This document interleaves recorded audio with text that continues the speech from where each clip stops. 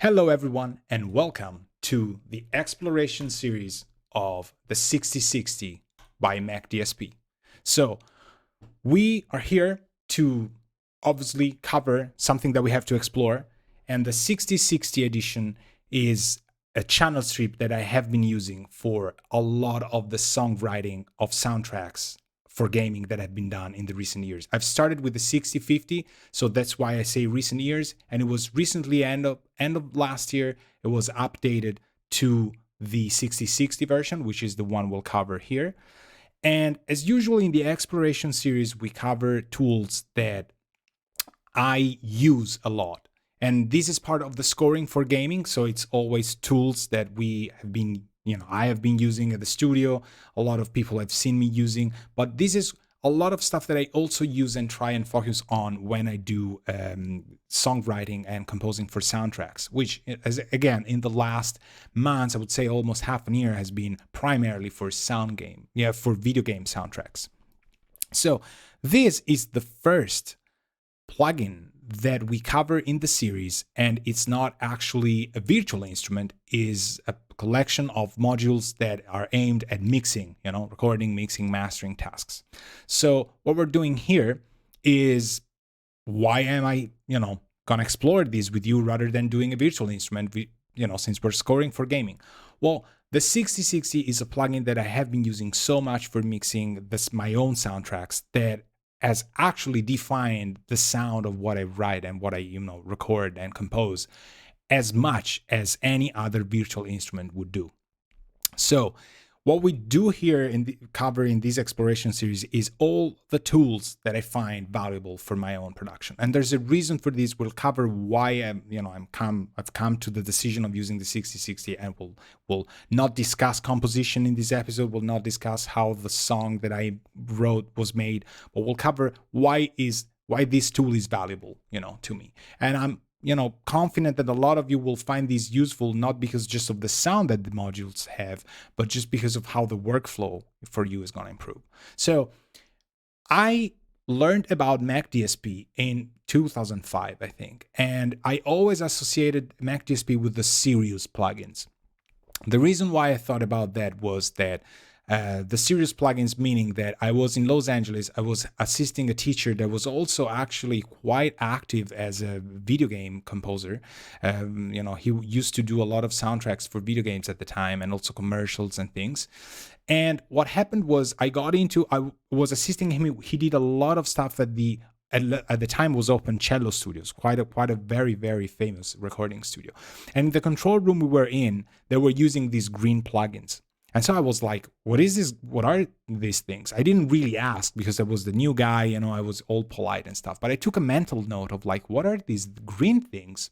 And McDSP is one of the first, if not the first brand, to come up with a third-party plugins bundle for Pro Tools. So at the time you had Pro Tools, you had the plugins that the thing was coming with. And then you started having third parties writing plugins, what we call today plugins, for the software. And McDSP was one of the first, and was such high quality that a lot of engineers invested in those plugins and got them into their own sessions. So I've always associated McDSP with the serious plugins because the cello studios being huge, my teacher being, the grown-up old guy that I aspired to become one day. And, everything was so official and I was so scared. And there was, McDSP plugins. So what happened was when I opened my own studio and started composing stuff, I got back to it. Some plugins were at the time very, very expensive for me first, starting up. Luckily, the times have changed so much that things are much, much more accessible now.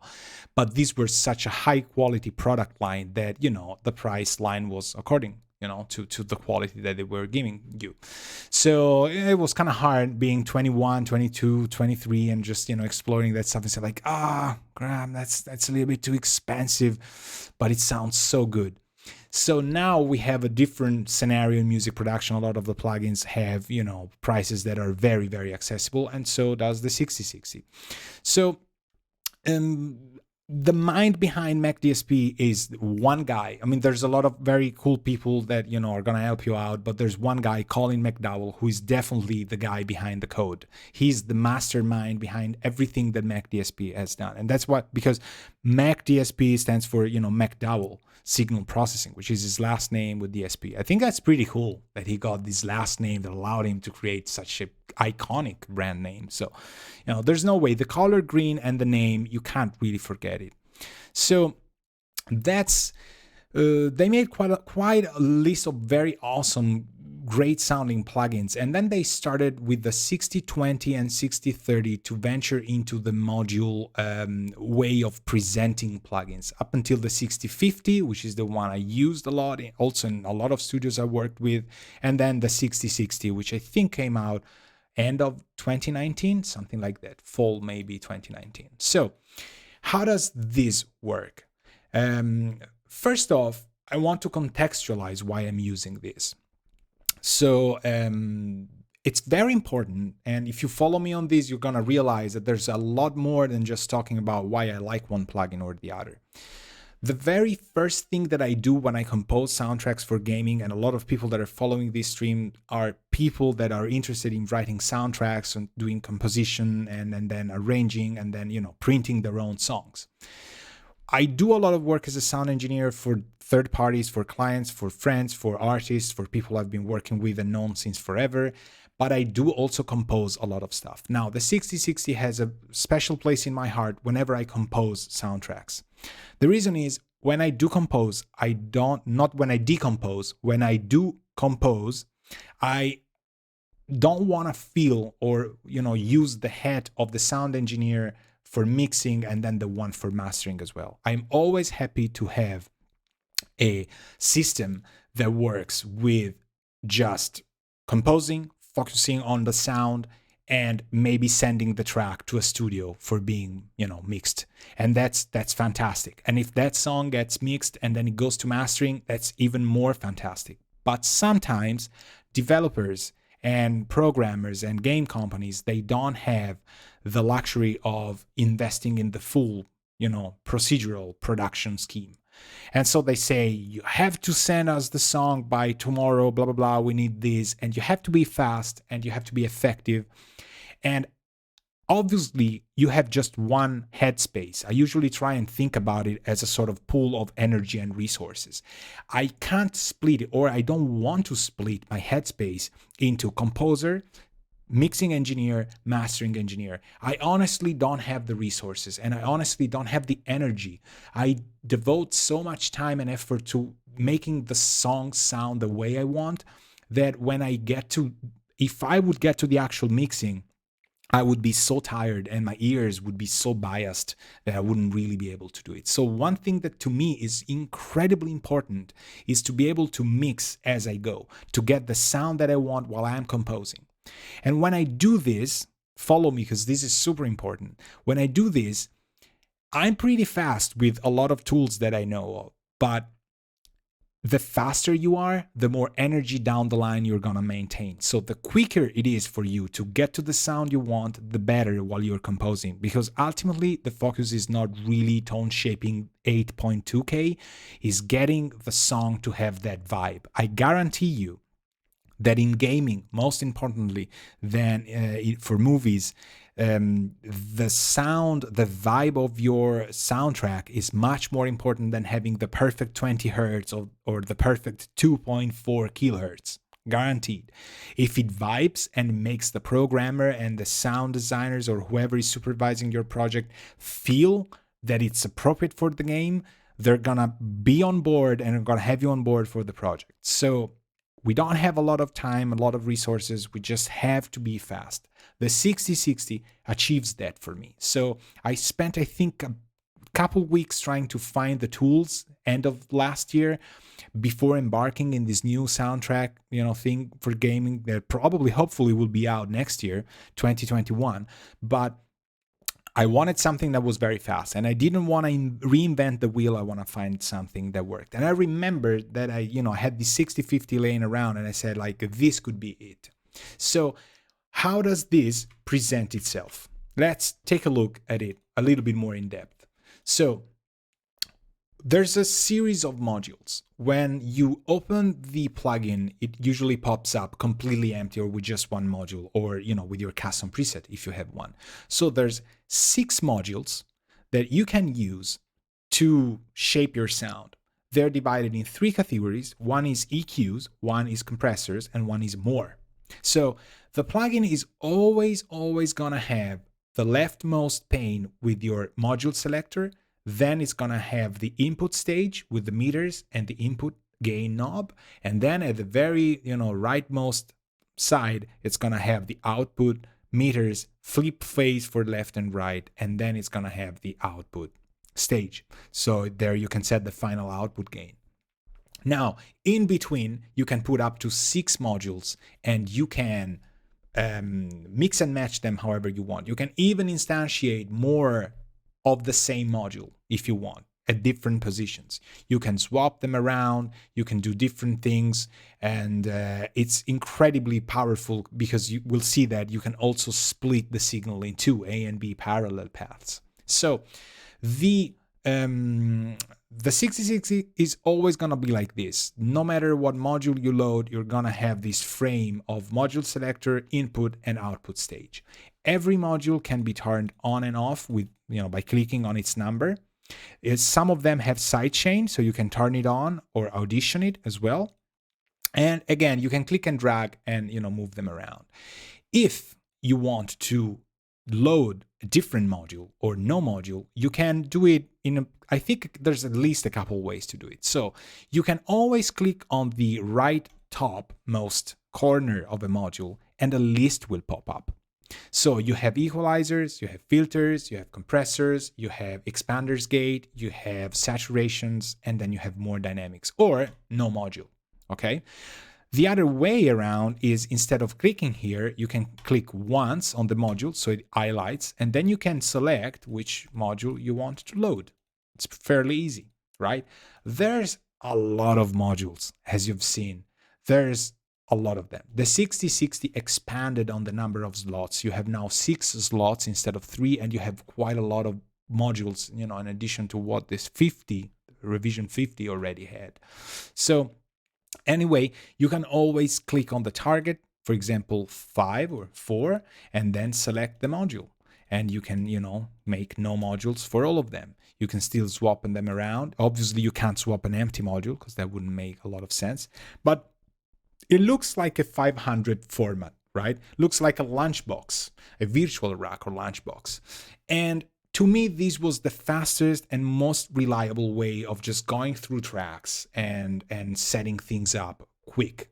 But I wasn't just sold on the workflow thing. The reason why I tried this was I was looking for a Varimu compressor. And I was looking for a Varimu compressor among plugins because in hardware form, I have a couple of them, 3 actually at the studio. And I always miss the 3-dimensional effect that Varimu compressors do have, I think. In hardware, they do. In digital, they do, but not quite. So once you're used to the analog, you get a little bit picky. And unfortunately, I don't use a lot of Varimu compressor on my mixes for, I don't know. I do, but it's not, that I always use that.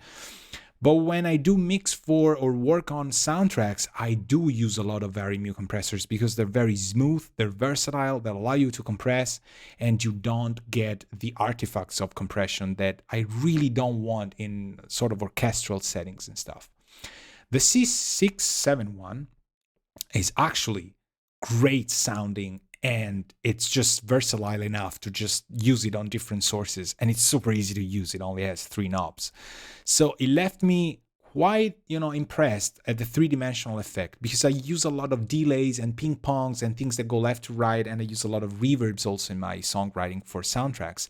And I need the Varimu to kind of enhance that, not inhibit it, So that was the actual first module that I wanted. However, one thing that I also liked a lot was the 671, which is the emulation of the Fairchild equalizers, because Fairchild was actually making equalizers, but few people know I didn't up until I tried the 6060. And I always use it, almost always use it, the equalizer after the compressor to just give it that 5K bump that the sort of the Varimu in the vintage era that I kind of try to remember kind of had a little bit of that sparkle at 5K. So, you know, I really got into it and said like, wow, that's the Varimu I want to use for the songs. And then I also explored the other modules, and I guarantee you they're not based on quantity. They all sound great if they're right for the context of what you're doing. So the song I have here, and I don't know, if some people are connected, they might hear something here and they might just go like, oh, okay, yes, I hear you. That's fantastic. But, you know, everything's usually connected. But there's gremlins in the internet. You never know what they're going to be up to.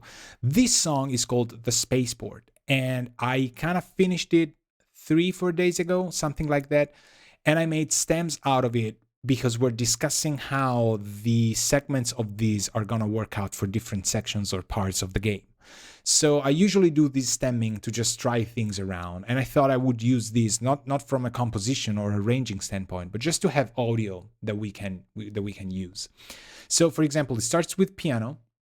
There's no mixing, there's nothing on it, there's really 0 plugs, maybe 2 or 3 things, and the volumes are all over the place for the stemming to happen, but we'll get to it. We're not in a mixing session, we're exploring the 6060. I guarantee you this is plenty useful for all this. So the piano itself starts here, but there's a lot of grooves happening, and there's things that are going to be triggering transients and things that are going to be quite useful for the 6060 to be highlighted. So even in the subtlest of forms, we can shoot out how the piano sound is with and without these 60-60-60. It's super subtle in this case. I guarantee you it's kind of super subtle. So some people might not be able to hear it, depending on whether you're, you know, not because you can't, but if you're on a laptop, you need at least headphones, you know, to hear this. So whenever that orange thing is on, Studio One is bypassing my plugin. So whenever it's on, the plugin is bypassed. Whenever it's off, the plugin is on. How cool is that, right? They try and confuse us every time, you know? So here we have a combination of 3 modules in series. They're always in series unless you turn parallel mode on. We go left to right. We have Compressor, C671, Equalizer, 3 bands, E671, and then we have a little bit of saturation, which aims at kind of creating the sort of tubish, Fairchildish, that's a pretty cool name, S671. This combination alone, to me, is worth the plugin, the 6060 alone. So again, very subtle, but hear how the piano changes with the reverb, and we're just gonna bypass, and halfway through we're gonna trigger the whole 6060 in. All right, so here comes the piano.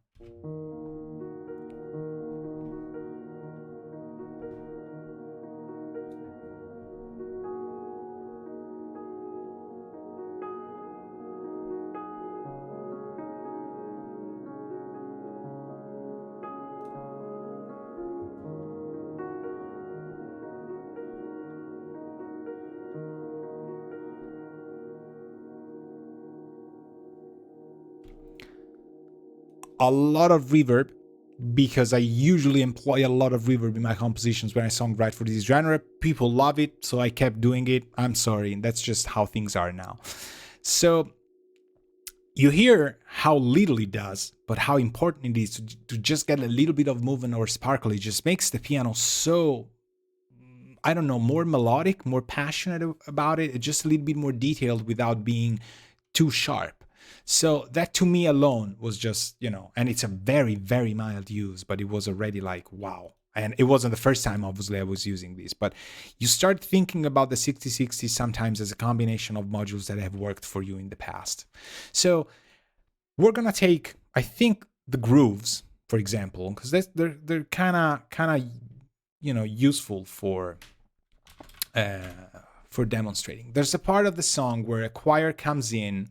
I'll let you hear the choir itself. And then for this stemming, I've used some grooves that we're going to probably use in some parts of the game. There's 5 parts.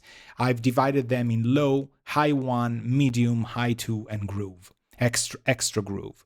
This is because I don't want to keep them all together, because programmers and game developers oftentimes want to have variety of sort of like moods or states of mind.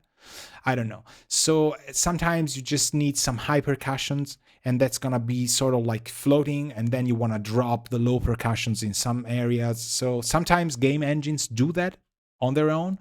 So sometimes you have to program it that way, because then the game will kind of make it happen. So the choir does this. In the original one, if you want to hear it and you go listen to it, again, it's called the Spaceport. It's on my website. It's on futureinthepast.bandcamp.com. It's everywhere, I hope. There's a choir, which is the main part. And then in this specific instance of this arrangement, I put some drums, some grooves. So the main melody is this choir. So it starts here.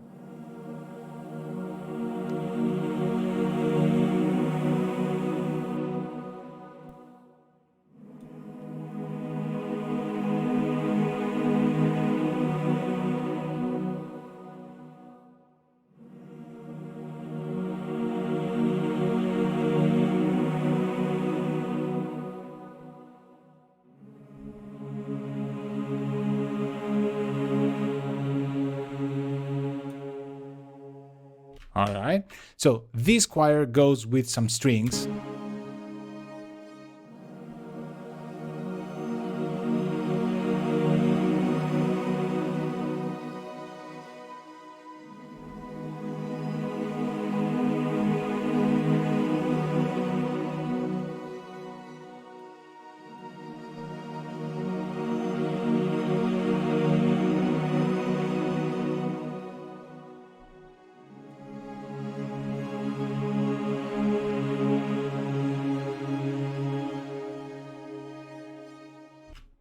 All right, and as I said, here I have 5, but only 2 or 3 are playing here in this part. Let's loop it up. We're gonna use the 6060 on these drums just to take a look at what the modules can do.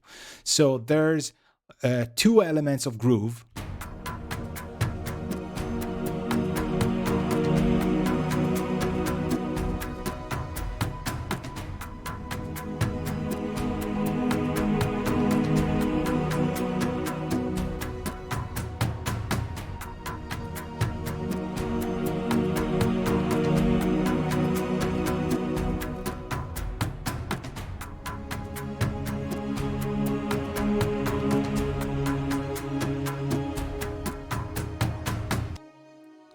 All right, and I stop there because I only use 2. We'll trigger in the other 3, and so we can use them all together. So this is completely bone dry. It's actually super fun to hear the stems as they are without the sound engine doing the reverb, without my own mixing, because for my own song I also use my own reverb, to publish it as a CD separately, and or in digital format.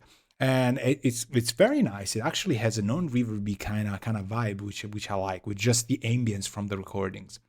So how do we take a look at the modules and stuff in a compatible way, and it's in a way that we don't just lose a lot of time? So I've put these 6060 on the all grooves. It doesn't mean that I would do it that way, but this way I have a way of showing you how the rhythm section behaves with the different modules that we use. So if we were to use all of the 5 elements here, which I haven't, right? Because I said I don't want to trigger all of them. The 5 elements, the low is doing this,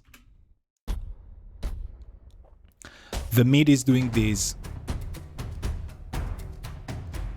the high one is doing this, the high 2 is doing this, and the extra groove is doing this.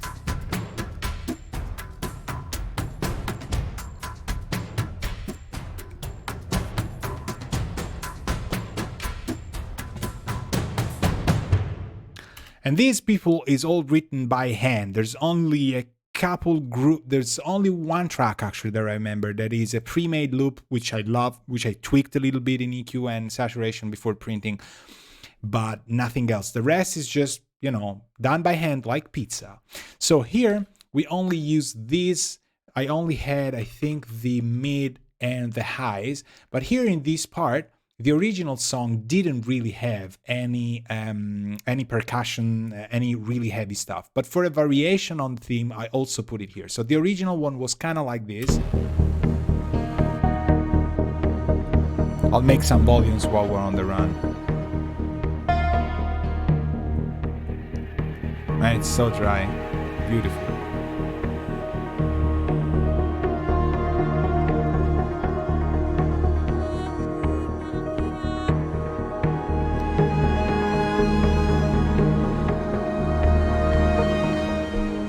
Right? This is just bone dry stems. Now, the version that I was working on for a variation on the theme in another part of the game, or, you know, in case they need something more energetic for combat or whatever, has the full drums here. So that would be how it sounds.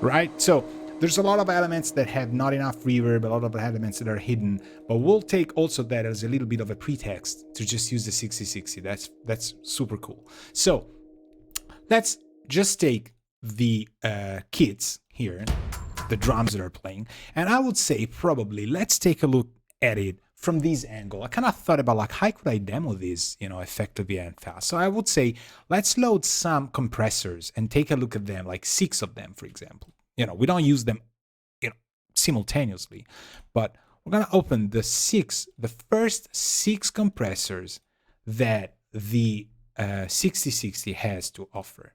So the first one is a Vari-Mu compressor. So as I said, this was the one that I listened to first and I was like, wow, this is the plugin itself. But then I guarantee you there's also others that really, really, really sound cool. So this one, I only turned on the C671, has a simple threshold, gain, and time constant. And it does sound like a Vari-Mu.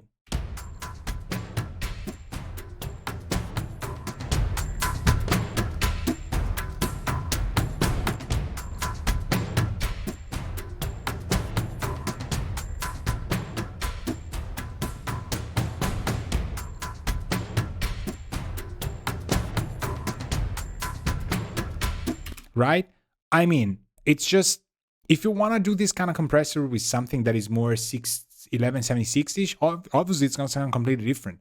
But that smoothness of the Vari-Mu attitude is kind of there. And I really, really like how, I don't know, it just sounds so what I wanted from my game soundtracks. It just takes a texture and a little bit of high, not presence, a little bit over, again, the 4.5K something, 4.8, 5.5, I don't know precisely. So one very cool thing, apart from the sidechain possibilities that this plugin has, is that if you switch module now, if we take the C71 and we change it to the MT2, so to a compatible module, the settings are going to be preserved.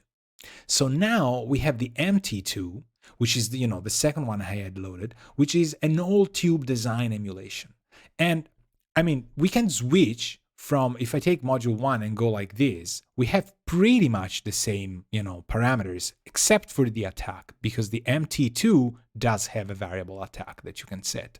So anything that is able to be preserved from one module to the other is going to get preserved. So that's fantastic. So we can shoot out this one just by doing just a change like this.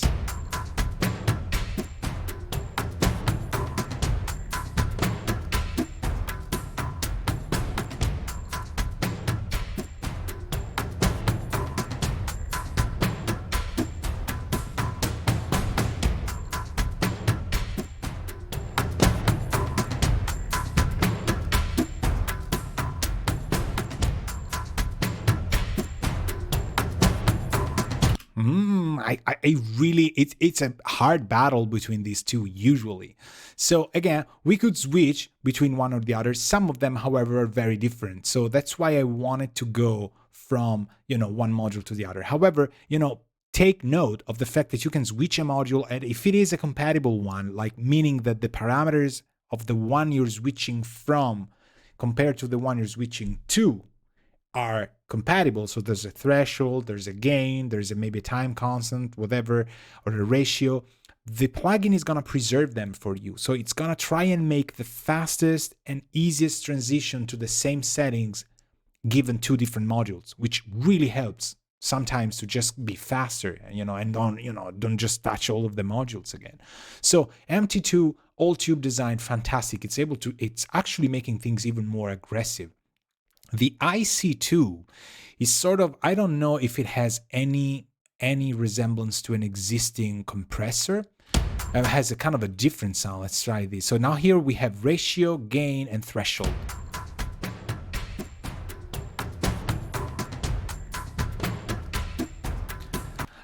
The attack and release are gonna change every time you change ratio. So it's actually program dependent, or actually ratio dependent.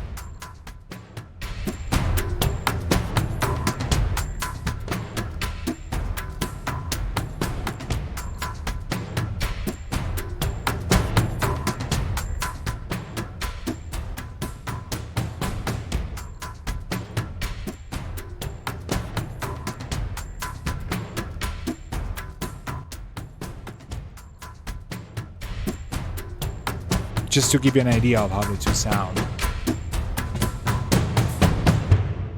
Oh, the MT2 just sounds fantastic on these drums. So different behavior. And then we have Opto C3 and Opto L3. These are optical emulations. So we have a compressor mode, and then we have limiter mode. Here, we also have a feedback button. So we can choose whether or not we want the compressor to act in feedback mode. Feedback mode means that the gain itself, the output stage of the gain, is going to get fed back into the detector circuit. So we have more compression with more gain as well. So we can increase the peak reduction, and this means more compression. But even if we increase the gain in feedback mode, we're now getting more compression. So it's kind of an easier, faster way, sometimes way more musical, or also easier, I think. People think it's more musical because it's kind of easier to get to the point. So let's shoot out these two, C3 and L3 together. One after the other.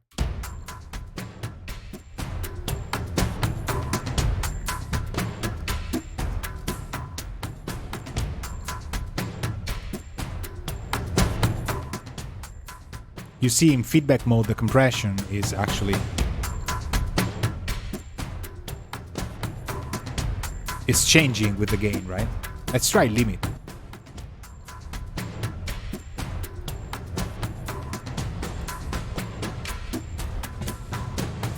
I don't think I've ever loved an optical this much in limit mode on just this amount of percussions. It just brings, because of the fast attack, it just brings the ambience so much ahead. It's just like, it's just fantastic. It makes you want to hear more ambience, just, all of a sudden.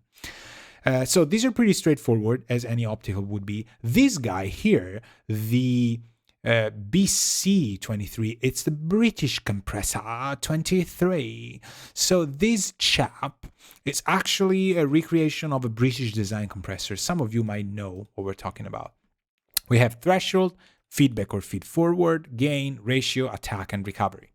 So for this stuff, I usually, for example, on the real one I have in the studio, let's try 6-1, which is very British, I would say, very fast attack and super fast recovery. And let's set the threshold to something. Let's see what this does.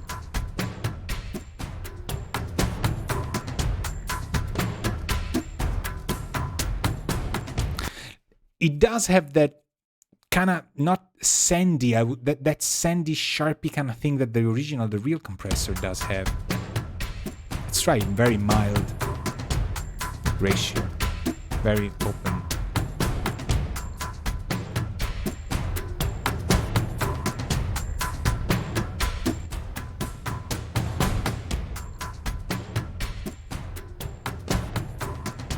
I really like the side information on this.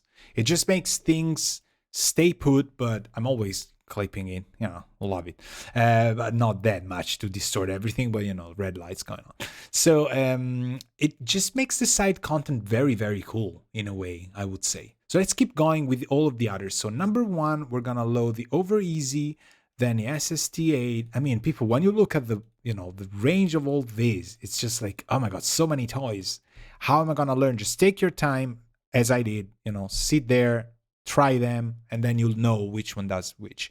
Over Easy 3, typical DBX 160 kind of sound. Again, feedback or feed forward, threshold gain, compression amount, which means ratio, attack, and release. Now, there's also negative feedback, which you can read it up on Wikipedia. It's the way of going negative. So the gain reduction is more than the gain that's happening. So you have actual negative compression. So they say it's dangerous. It just sounds like over compress. We'll try that. So let's try this. I usually like the DBX 160, so like 4-1. Attack, I have no idea. Because usually, I think maybe the original setting is kind of like where it should be. I have no idea. Let's try this. All right, a little bit too much.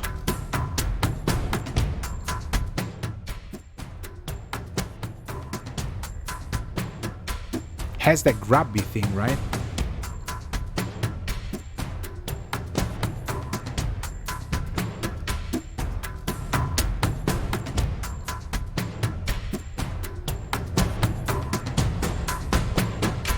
Now, on an orchestral setting, I wouldn't really go for the DBX kind of 160, but in a rock scenario for kick and snare, obviously, it just sounds fantastic. Let's try feedback.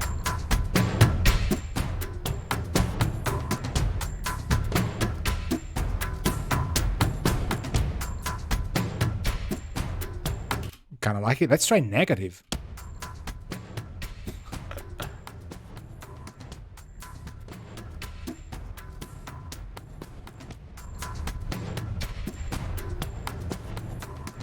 It's incredibly distorted and incredibly pumping. It's like when you really want to put put it underneath and do a parallel, that'd be your guy. Then the SST78. This would be more of an 1176 kind of thing. We all know that. We have 2-4-20 variable ratio, which is different from the original unit. Normal or negative, attack, release, gain. Man, this guy already sounds... okay, because they inherited the settings from the previous modules. I was like, whoa, these presets. No, it's like we got the setting from the module that was there before we switched.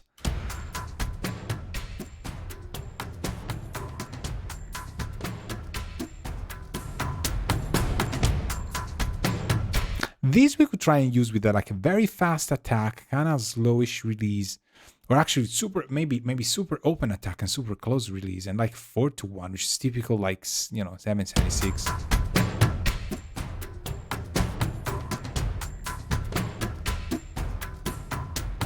Just to tame some of the peaks.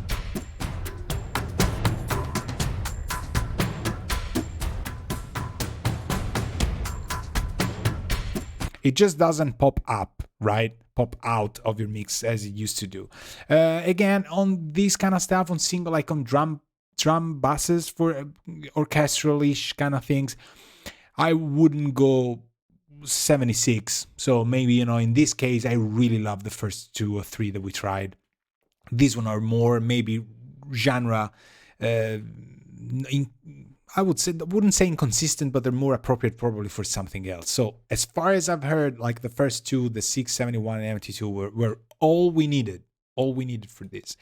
Let's try the Frog, because this is actually one of my favorite compressors. It doesn't have, I think, any analog equivalent. It's just a Colin McDowell brainchild.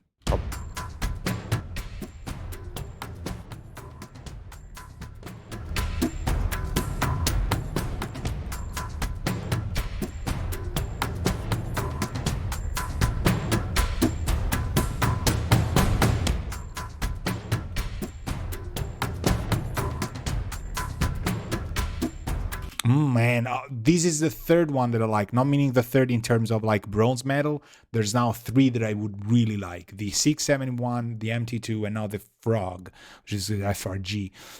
This is great. It has the ability of bringing back some subwoofer quality to the whole mix of the drums that the others kind of didn't do as much, right? There's attitude in the high mids, but there's also this incredibly forward drive, which makes it kind of aggressive. But speaking of aggressive, look at me, I'm like old streaming pro and stuff.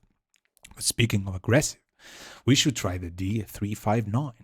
This is the most aggressive module in compression that the 6060 has to offer. And it has threshold gain, crush, negative feedback, attack, and recovery, which is the release. So let's try it out.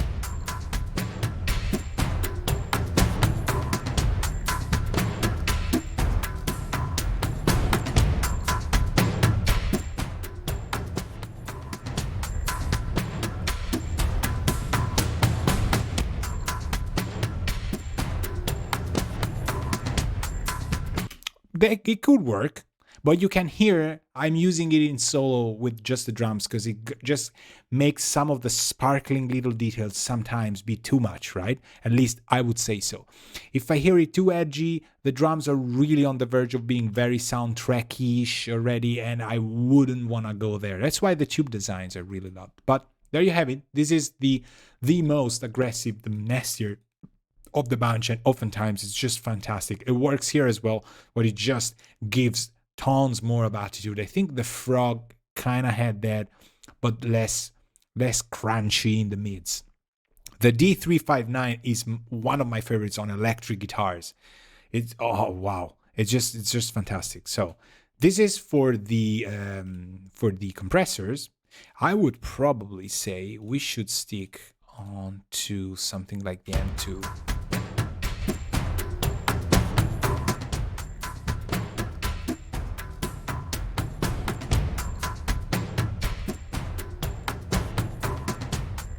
I kind of like this.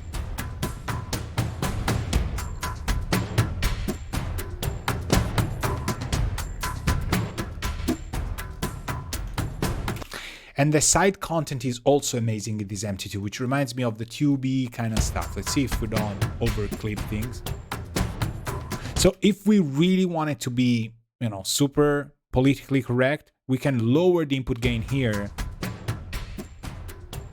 so we don't clip it.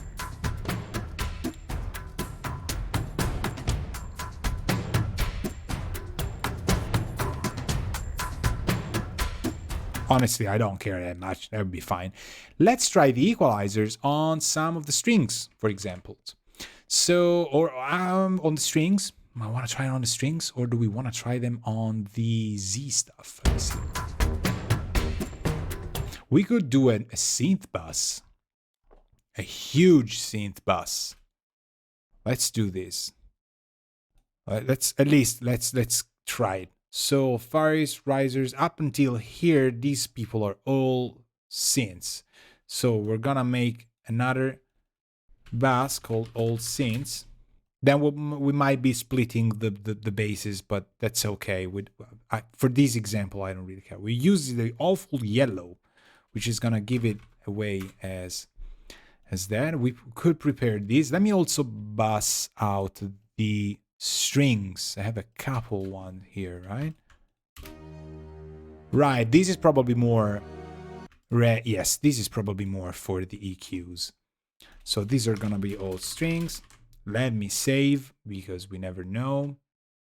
Let me put them in order. They usually pop up before the synthesizers. Let me copy it over. Ba-boom. Okay, so we have these drums here. Actually, let's take this part, right? Yes, right here. Right. So this is where our drums were. Let me do a pack folder of this guy. Pack it. Call it grooves. So now when we do this, right? Nice. So they're low, but they're also not interesting, I would say. Just the stem itself. They're obviously awesome in the mix that I've done, but these are not the mixes. These are just the stems. So compression, we already tried. Let's try some EQs, for example, for this. So we have a 670 mu Q. I love the names. 300, 301, British E. So you see where Colin McDowell and the people at McDSP are going. They are using the same kind of leitmotif for the compressors that we tried, and they have the same approach to the equalizers. So the first compressor was the Varimu line, Fairchildish, as I said, invented this term. The first EQ is the first EQ in the line that also covers that Fairchildish EQ approach. So if you go all first, you maintain a sort of like a mindset of tonal coherence in a way. It doesn't mean that you have to, but it's kind of easy now because the 671 is paired with the 671 compressor, and then the mu Q is the MT2 equivalent of, equalization, and there, off we go. So how do this sound? Let's bypass them. The first one, the 671, is a high shelf, low shelf, mid peak equalizer, just that. So let's actually do.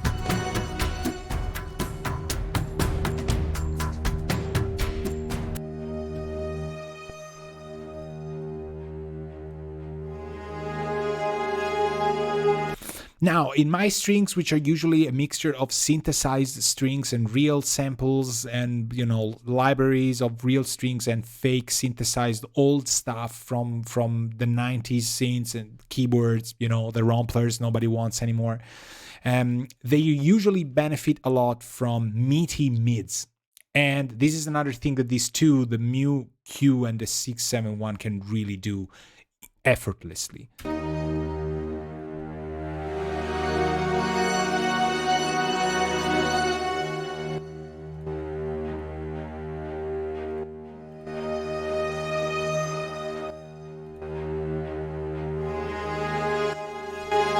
So they get, obviously the volume is increasing, but we keep the volume difference from what we had despite, turning the module off. It sounds just great. A lot of overlapping in the frequencies allows you to just go wherever you want. I also like that we don't really pinpoint all the numbers, all the little tiny things. You can see that I'm 6.5, 6516, 6.3, 732, whatever. I don't care about all the cues, all the stuff. Just go, which again brings me back to the topic of being fast and having things sound the way they should, fast, without losing focus on the composition, which is important to me. So let's do the same here.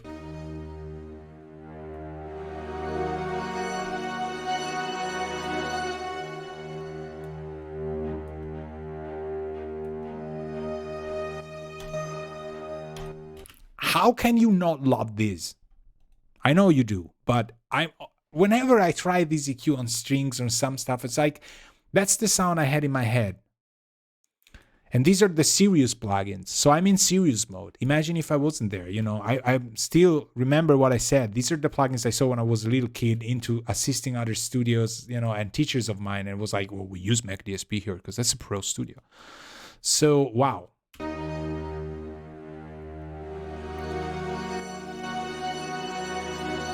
How about 1 versus 2?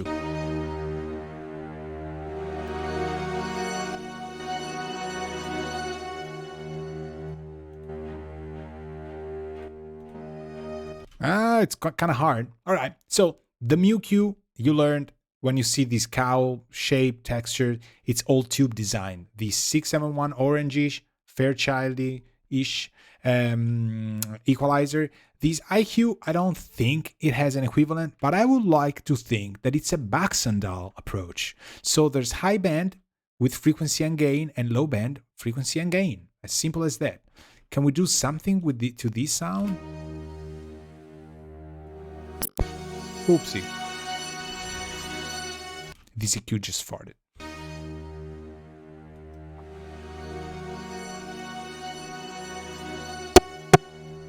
Likes to clicky, but we're getting there.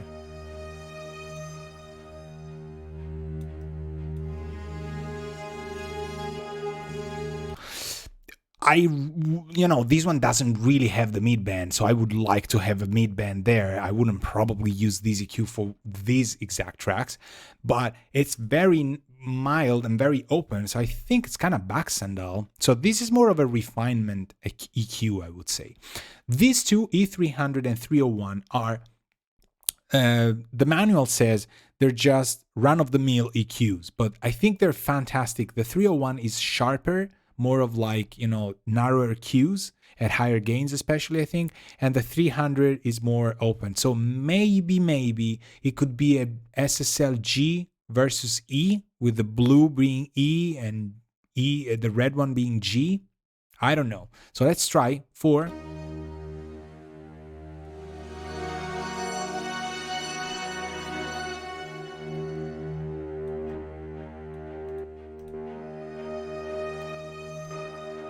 See, it fills the gaps back.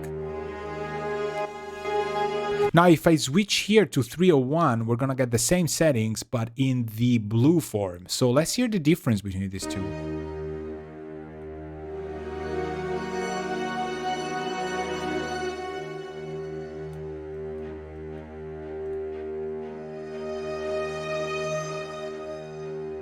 Yeah, it's just the blue one, the 301, has narrower cues. So sometimes that's what you want, maybe for cutting or stuff. I really love both. Maybe I have a thing for the blue one.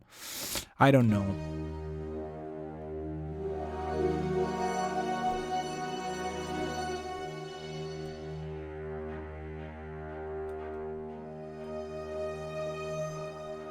And the overlaps are amazing. You can really go from, what is it, 2000 to 20K, people.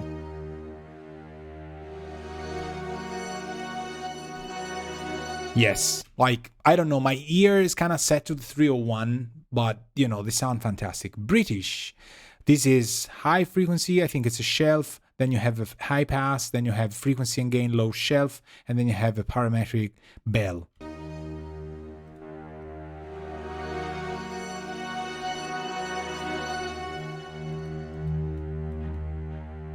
Man, this guy has the lows, huh?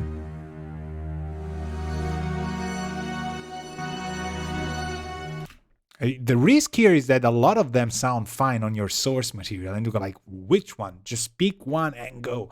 This is also fantastic. I mean, come on. Now, let's take it from there. British Ezq, EQ76, Froggy, 357, MEF1, and E404. So the Ezq has no equivalent in real life, but it would be sort of a DBX wannabe.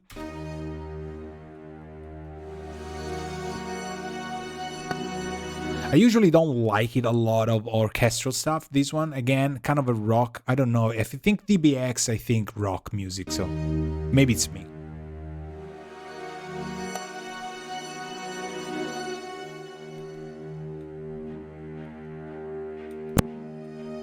This is a little bit clicky, but could be my delay compensation. Tends to have a very ballsy sound somehow. But I don't know, you know, it works, but the other ones we tried for this stuff are better.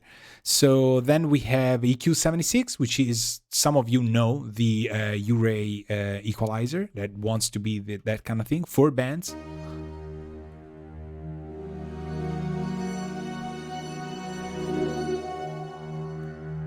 I need to hear that note to determine where I want to operate.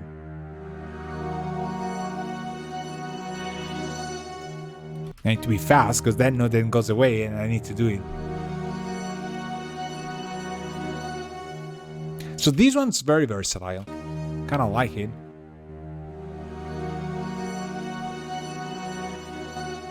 It just sounds as the original, which I really like in the Uray, and has a little bit more attitude. It kind of is what, you know, what it used to be. So the Froggy has no analog thing in real life, but it's the matching green Froggy thing.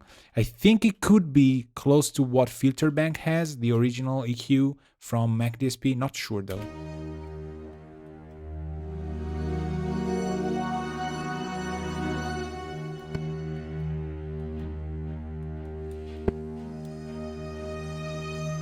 They lift so much. This has 12 dBs. So you can even use it almost as a low pass. Oopsie. My latency compensation is probably doing crappy. This also sounds incredibly natural.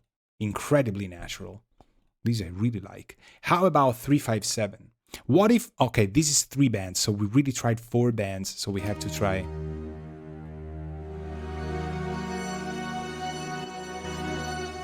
This should be the more aggressive version of the previous compressor, the C357, and this sounds actually really good on, doesn't sound aggressive to me.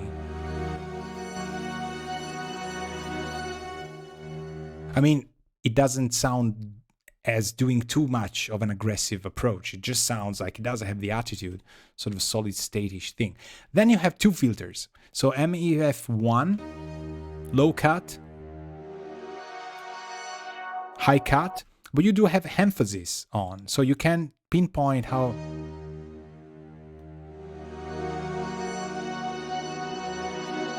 And these I really use a lot to shape synth sounds sometimes, to make room for stuff. If you take 2 buses and you emphasize and you put the emphasis on one on 70 and the other maybe on 35, 40, you get kind of 2 overlapping things that have room for each other. That's an interesting, quick mixing approach. It sounds also very musical for sound design tasks. The E404 is just your run-of-the-mill meat and potatoes filter bank inheritance. So you have a high pass and you have shelves, and then you have one peak and then another shelf. These people is able to reach 16K to 160. The lower shelf goes 40 to 4,000. The Q in the middle band goes 04 to 4, and the sweep is 20K to 20. So this can reach everywhere. There's no way you're gonna miss a frequency. This is one very fast approach. It's almost a module that you would always want to have in the rack if you want to be fast.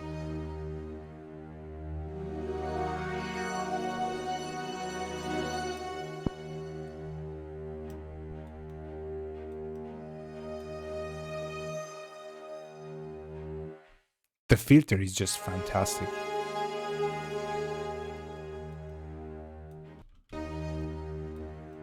You see how little it does now, maybe with the high strings line.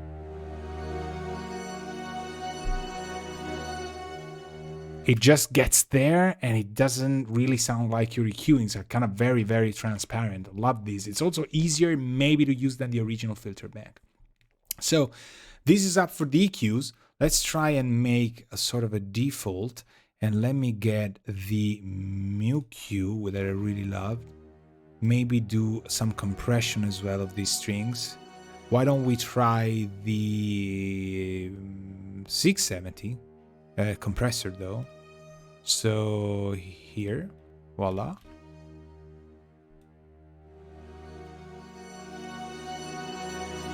And even flat, you already have more character in the mid.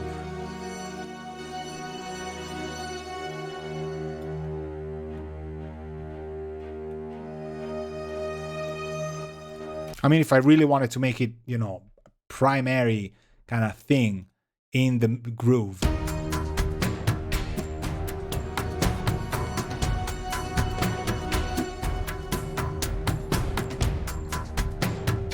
Right? Then we go to the buses here. There's, you know, that low sort of cello line has to stay there. Let's try an EQ here, and maybe we try the 670 here for the drums.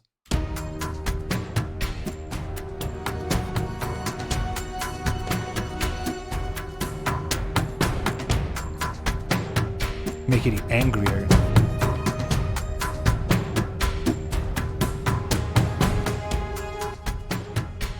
So obviously we're getting gain. Let me compensate. So I, you know,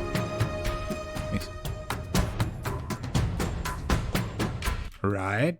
Let's see these guys. Well, this was already so low that doesn't make sense to, you know, I had to pump it up in gain. And you have plenty of gain, input and output, to just play with that. How about we take a parallel route here for the drums by triggering this I thing in the module that we want. So I want to put a compressor in slot 3, and I want to put this L, which we remember was doing this, right? It was just creating a lot of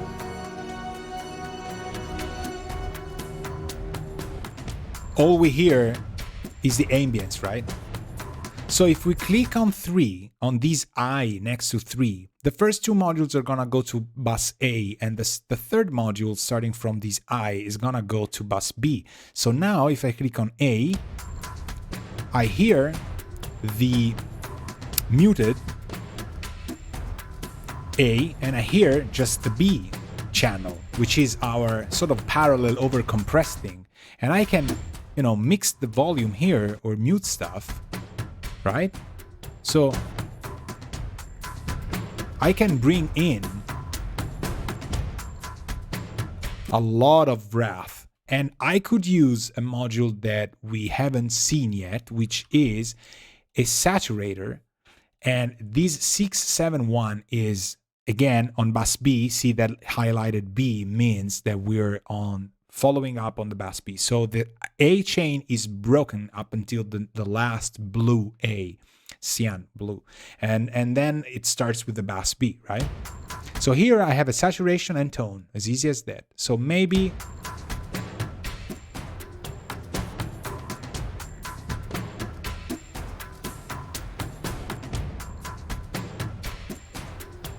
well, that depends. I was thinking, do I like it dark? Do I like it, you know, more bright? I actually think it works both ways. Out of context, there's no way of knowing whether I would like it bright or, you know, dark.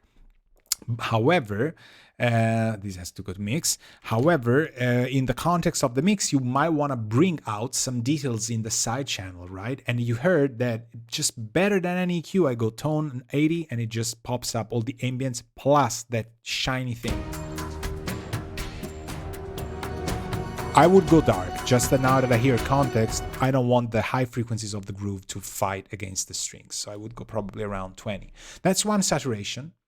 But now we're gonna try other saturations, because we're gonna take the synths, which we have here. Where's you? Where are you? They're all here. So synths, and we're gonna cover the last. So these, nice. That's where the power comes from. So synths, these people are gonna run through their 6060. Nice. Okay, so what are we gonna do here? I wanna do one compressor and I'm gonna put the 671. But what did we learn? We did learn that the Froggy is actually able to bring a little bit more. This is not Frog E, it's a Frog 446, because there's actually a module that, because it's Frog EEE, it actually has, you know, which is the EQ, which we could use. Let's put it there. It's called Froggy, right? So the Frog 446 is actually able, where you remember, to bring up the very low content, right? The very low frequency content of our mix. So these synths, they do have quite a lot of bass. So how about, let's try, how low are we? Where am I? Okay, old synths. This is on, right? Okay, hold on. These people are not going to their bus. They're betraying me. That's the reason. Go here. Up until Faris, you go to old synths. Thank you very much. I did put some delays. There's a delay that still is from McDSP. It's the EC300. Ah, fantastic. Maybe I'll show you later on.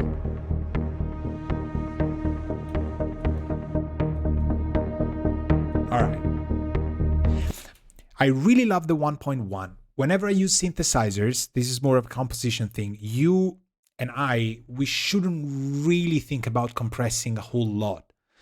Because let's think about it, it's just like a little bit of electric heavy guitars. They really don't have a lot of dynamics already. So in the first place, you really don't want to use compression to reduce their dynamic range. However, people who say you shouldn't compress because you lose the dynamic range miss on the fact that some compressors do have attitude. And that's what we usually want. So if you use the compressor as an equalizer, you're a good guy.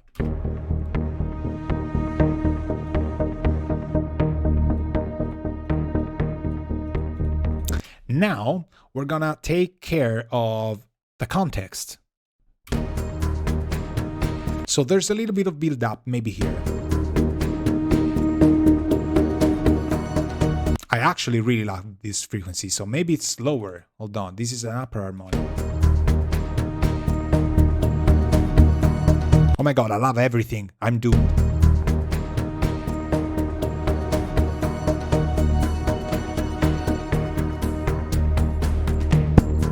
So instead of cutting the build up, I'm emphasizing areas around it. Sounds great anyway.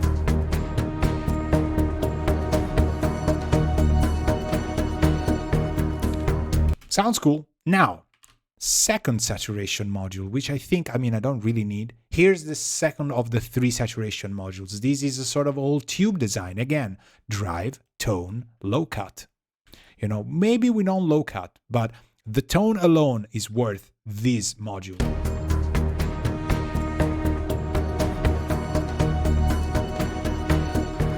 I call this, and this is my signature, no one can steal it. This is the mix positioner. It just makes a whole bass or a sound change seat in your audience. It's just fantastic. It just works.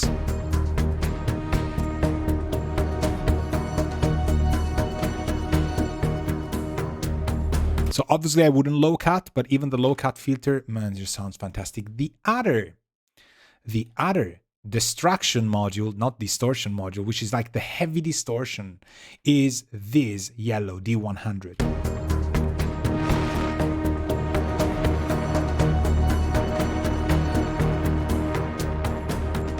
However, in some instances, you might want to use these for I don't know what reason, but it could be cool. So we might use it as a parallel one.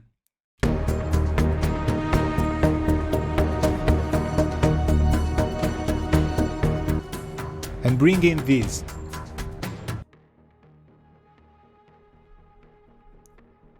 This trick alone is worth, I don't know, maybe even $5 or something like that. So there's a different bus B, in the synths that has a super distorted high, mid-high frequency dark tone. And it's cool because you distort, you do get a lot of high frequency content you don't like, you bring the tone down to the negative, and you have crunchy, meaty distortion. And then we compress it through a Fairchild, because, you know, in reality it would only be 30,000 K, right? Who cares? And then you bring it in a little bit with this crunchy thing. We put it underneath the original.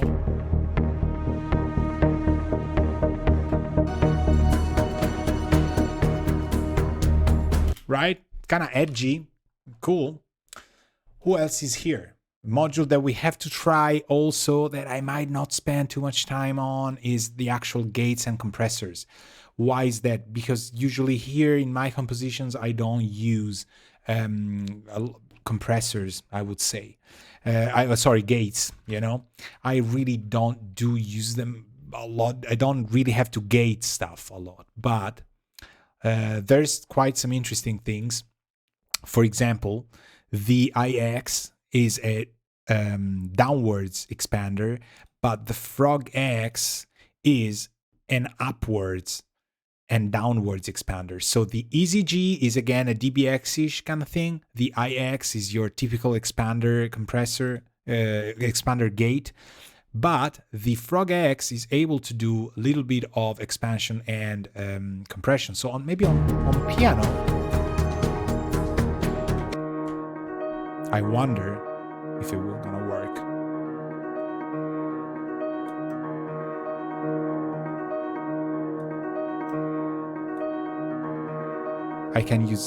I really like that there's a sidechain function. So if I wanted the tail of the reverb to stay even more up, I could use the Frog X. And yes, there's again here high frequency and low, high pass and low pass to pinpoint where you wanna have the gate listen to it. So this is quite straightforward. But there's gates. So if you have a rock record and you wanna use it as a console kind of thing, boom, you have it. You can do it. Again, the Frog X has upwards, so that's pretty interesting. And the range, we're gonna maybe lower it a little bit.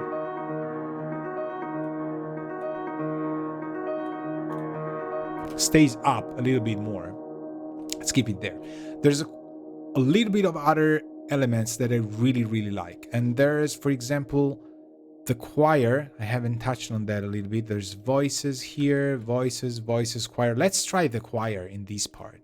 So this area here is... right? Now we have this, but we also have the choir. So let's go no module. And let's try and see what the more has to offer. So more has a lot of stuff. More has, okay, gates that we've seen, but there's things we haven't tried. So there's SOS, there's Bob, there's tape, there's shine, there's GC1, and there's PDQ. So SOS is a de-esser. I really don't have a lot of de-essing to do, but maybe... ah, yes, this choir actually has a lot of high frequency sharp kind of thing. Let's try and see. Ah, now we're getting it. So that's beautiful. Why is this working this way? Well, because this is really not just a de-esser. You can pinpoint any sort of problematic frequency and ask it to take care of it. So even 16K again. Yeah, it's doing... ah, that was the GC one I was on. Ah, you tricky.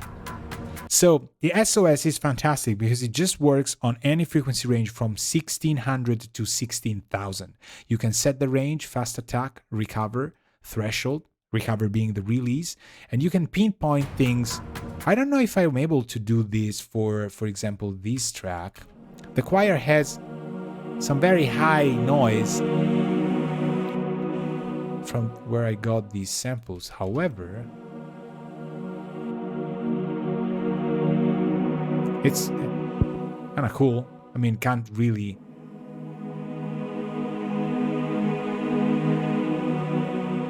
well, it's kind of working in a way. Not to tame this very high. Look at that. So I'm using it as sort of a compressor. I had not used it that way for my mix, but maybe that was the way. So de-esser. A guy from Sound on Sound requested it, so they called it SOS. That's very cool. Then Bob, which is bass optimized bias. This is a very, very cool plugin. You have rate squash, which is a compression. You have two modes of working, which just changed. They changed the tone. You have a bias on which frequency you want it to bias, and then you select the frequency and then you pick the bias. It's really pretty. You hear it? Oh, there we go.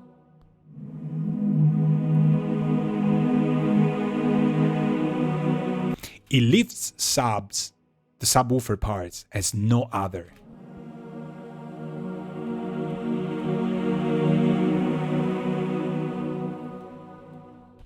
Now, even if this doesn't... wow. You hear it? It just brings in a level of subharmonic content that really this didn't have. I imagine what would happen if we use it on the grooves of the synths. That's fantastic. Then, tape. Tape takes its engine way of operating from the famous analog channel 2, which is the tape emulation. So here, I have to say it's actually easier. You have two heads, modern and vintage, type, GP9 and 456, you know, formulas for tape. Then you pick where to roll off, where the tape machine would have its roll off, 30 to 300. And then you pick if you want to bump at that area, and then it creates a sort of like, tape shape, sort of bumpy, Pultec-y maybe a little bit. And then the compression amount. So I have no idea how much this will work. Let's try on the choir.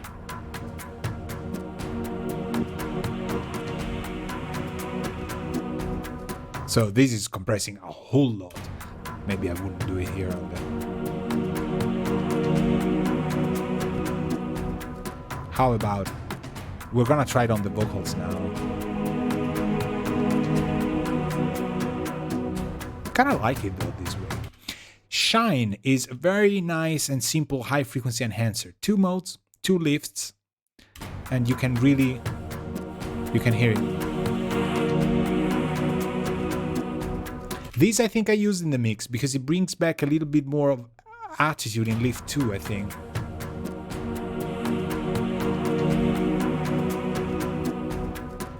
It just makes it denser in the mid-highs. And you can fine-tune high mids, you can fine-tune extreme high frequencies. Then there's a GC1, which is a gate compressor, which is the guy who was on mysteriously when I was, see, this guy is now doing threshold, range, hold, fast. I mean, we could use it maybe on the drums, for example, maybe on a single track here, on this guy here. Let me see.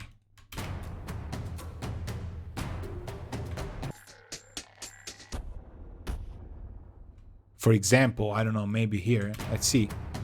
Let's see if we can, like, take the ambience off. No idea. So gain attack, let's try super fast.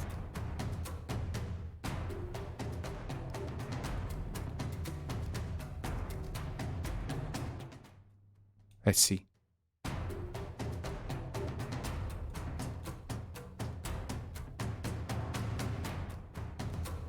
It works, people. I usually give gates the hardest of times to find out whether or not they're able to be musical. And this can. It's just like two knobs. If it works, it works.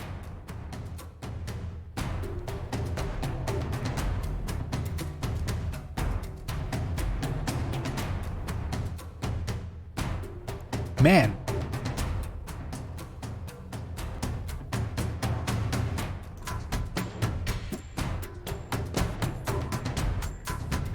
How about a little bit of that? And then we can compress.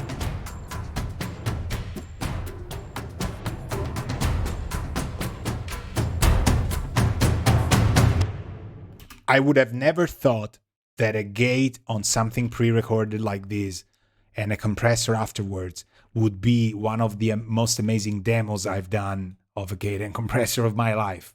Thanks, Colin. That's fantastic. It just sounds great. It just gave the whole part a little more movement.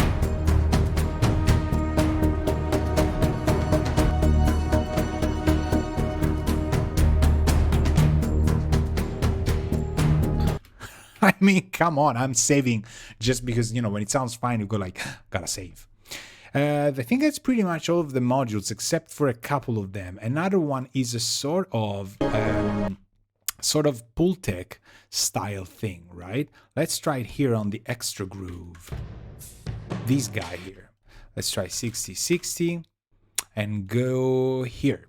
Who was it? PDQ. So this guy is a peak deep equalizer. You have two areas, highs and lows. You can pick wide for a wider Q. Then you can do a peak, and you pick the frequency first, probably, and then you decide if you want to peak and deep or peak and just, not deep. If you go to 0, you basically nullify the deep operation. So it's the Pultec trick, essentially. But if you say like that, nobody has fun anymore, right? So let's try this here. You see what it does, right?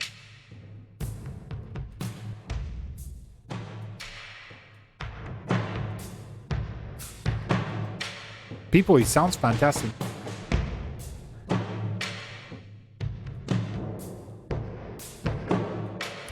Come on. Here, the skins of the... I think they're timpanis. Sort of. No, they're like huge toms.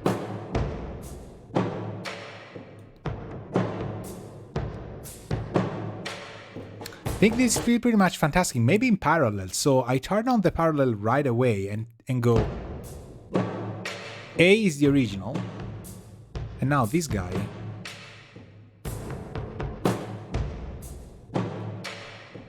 Without.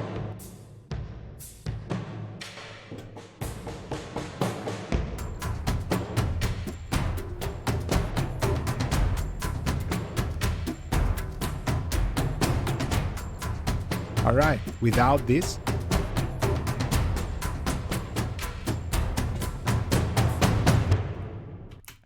Okay, I think if Colin is watching this stream, or he, if he ever watches it, he'll be laughing right now because he'll be like, you weren't expecting these modules to be, you thought they were underdogs, and these are just fantastic, especially for the percussions. This two Pultec tricky thing is just, I didn't have my mind around those, but because they're new to the 6060, they weren't in the 50 revision, so that's pretty cool, man.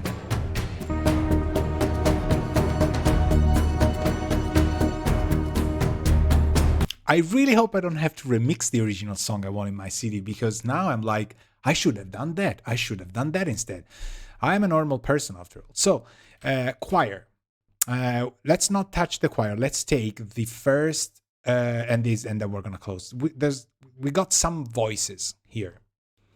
There's hits and tails and all this stuff, but there's a couple of these right here. So they're very, very low. They need help. They're calling for help, coming to the rescue. So these two, we're gonna go add bass. We're gonna go them all voices. And we're going to use the EC300, and then we're going to close, and you're going to be like, oh, I wish he had talked more. Nobody wishes Alberto talks more. I guarantee you that. So 6060 to bring these people up. So these vocals are very low, as in very, very, very low. They should be around here. All right. They need a lot of help. Right, they don't have the effects that I have put in here. I usually don't want you to see me naked like this. Let's see. Let's bring a lot of gain up.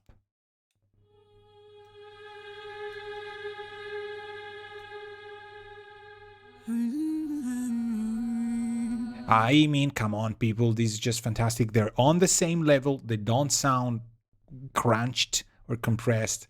So here we're gonna go mod D, right? A little bit more drive and tone, a bit more maybe low cut.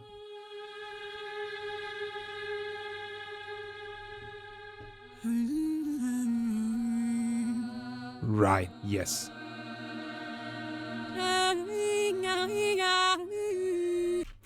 Yes, I do auto-tune a lot of my vocals. The fake vocals, especially if I blend samples in. I do. So now, EC300. We take a little bit of diversion from this, because we're gonna just take a quick look at another gem. I'm gonna get this. I'm doomed. So we're gonna go dual.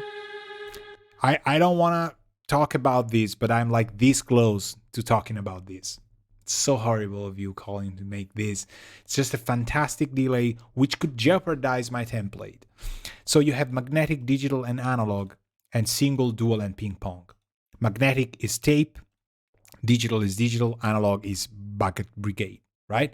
So I want to go tape, a little bit more feedback, ping pong, dual, to the note. We're going to go maybe dotted 8, and then quarter. Maybe it's a little bit too intense. Let's try a little bit of offset, a bit of mix, filter.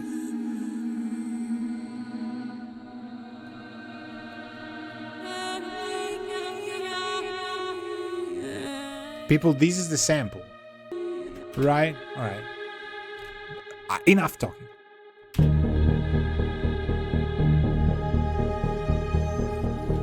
All right. Where's the grooves?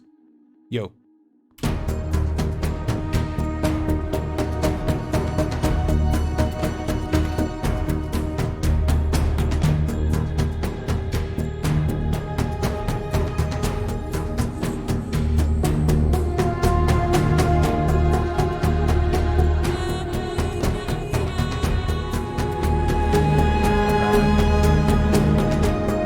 Little bit too bright, the effect, so we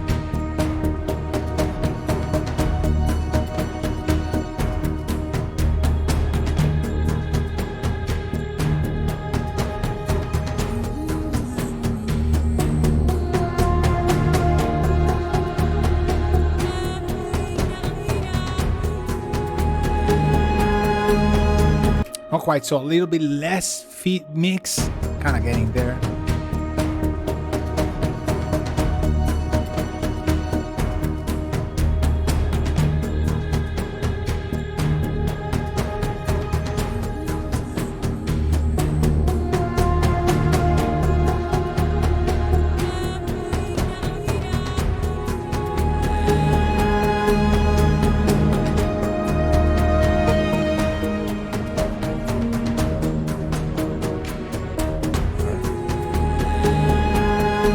Right? I would even put another one and do a bucket brigade thing on single though.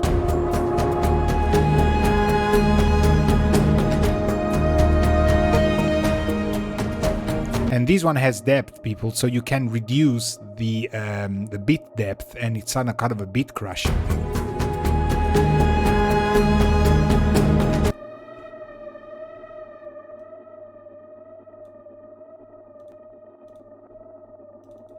I mean, come on, you can do amazing things.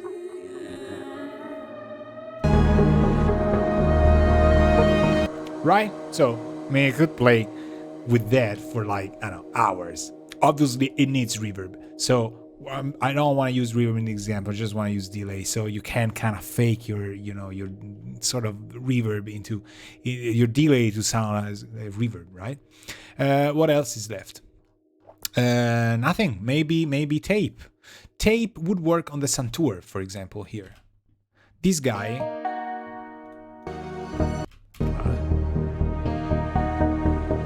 sounds kind of fine by itself, but let's make sure, for example, that he uses verb 4. Actually, I'm gonna use verb 4 for the voices. I do have one reverb I like that I can use. All right, let's use it for the Santur as well. Let's use the tape as well. It actually just already works. Now we're gonna take this and we're going to use a different compressor, because what we're gonna do here, we're gonna tape it. Oh, it's pretty loud. Let's go back.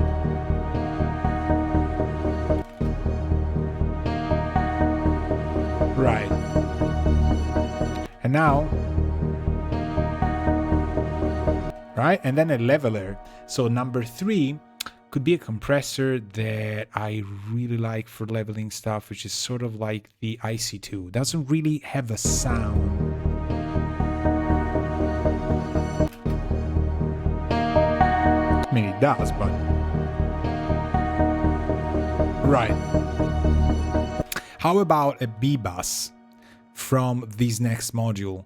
For example, with what we did, like this here, accidentally turned down this guy, compressor, IC2, let's put this guy back here, and then more and D100, but this is just gonna be our last of the chain, and we're gonna use something extremely strong like the 404 here. So no, compressor 39. So we're gonna destroy these.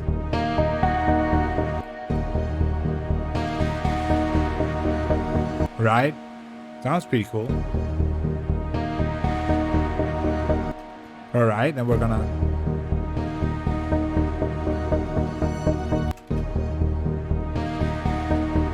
All right, and then we just blend it underneath. Like something like this. Right, and we bring down this.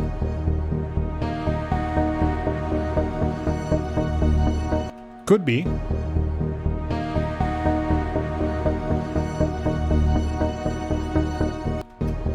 This is pre-fader, so I can, have the reverb without the direct sound.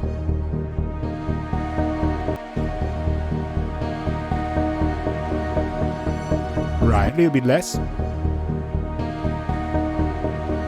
Right, it's a very, very strong reverb, like there's quite a lot of it.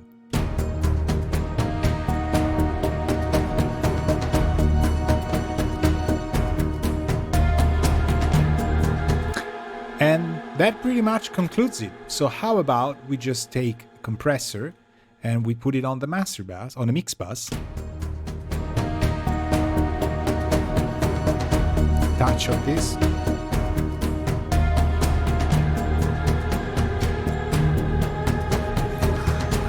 Like a higher pitch there.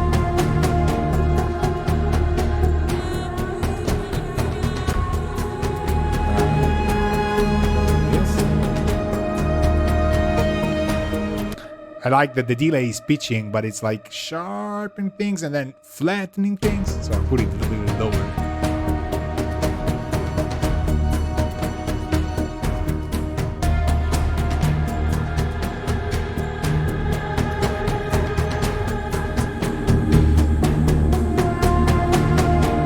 There we go.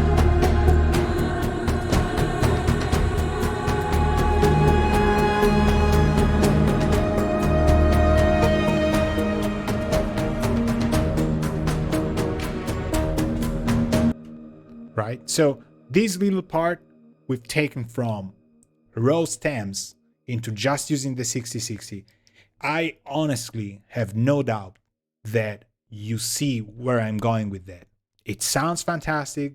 There's certainly other tools that you think sound fantastic, and I also do, and they sound fantastic. We all use them. But there's a workflow plus sound, sort of like the gears are working together. You know, when an engine has, you know, two gears and there's a specific RPM level where they works, you know, and it's taking exactly that ratio that just makes the performance go, you know, from that point on completely different than when it was under or over RPM. It's the same thing. It just has a balance between how things sound and how fast it is to fine tune things. And it has no fear of being used as a single plugin, even if you want just very mu effects.